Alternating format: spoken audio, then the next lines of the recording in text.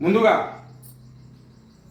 MP Rajya Sabha సభ్యులు tiger or కృష్ణన్న గారికి మరియు నేషనల్ బీసీ సంక్షేమ సంఘం వర్కింగ్ ప్రెసిడెంట్ డాక్టర్ అరుణ్ బాబు గారికి మహాశివరాత్రి శుభాకాంక్షలు.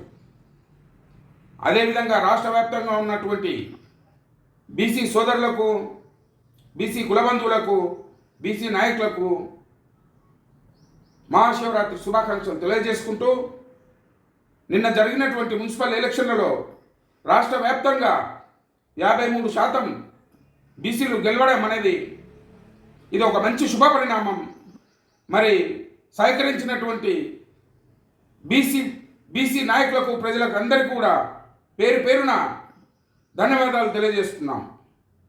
మరి రాష్ట్ర ప్రభుత్వం కాంగ్రెస్ పార్టీ కానీ, టీఆర్ఎస్ పార్టీ కానీ బీసీల రిజర్వేషన్లకు మేము అనుకూలంగా ఉన్నాం, చిత్తశుద్ధితో ఉన్నామని చెప్పినటువంటి పార్టీలు ఈరోజు గెలిచిన స్థానాల్లో 50%కి తక్కువ కాకుండా మాకు మున్సిపల్ చైర్మన్లుగా కేటాయించాలని డిమాండ్ చేస్తూ ఉన్నాం. ఇప్పుడు స్పష్టంగా మెజారిటీ వచ్చినటువంటి కాంగ్రెస్ పార్టీకి 66 స్థానాల్లో మాకు 50% అంటే 33 స్థానాలు, మరి అదేవిధంగా 17 స్థానాల్లో గెలిచినటువంటి టీఆర్ఎస్ పార్టీ కూడా 50% తక్కువ కాకుండా 8 స్థానాలు మాకు కేటాయించాలని డిమాండ్ చేస్తూ ఉన్నాం. మరి జనరల్ స్థానాల్లో కూడా గెలిచినటువంటి అభ్యర్థులు కూడా కేవలం రెడ్డిలు రావులే కాకుండా బీసీలకు కూడా ఆయా స్థానాల్లో కూడా మున్సిపల్ చైర్మన్లుగా కేటాయించాలని డిమాండ్ చేస్తూ ఉన్నాం. ఇవే కాకుండా మిగతా పెండింగ్లో ఉన్నటువంటి మున్సిపాలిటీల్లో కూడా బీసీలను మొత్తానికి 50% తక్కువ కాకుండా రిజర్వేషన్లు కల్పించాలని డిమాండ్ చేస్తూ ఉన్నాం.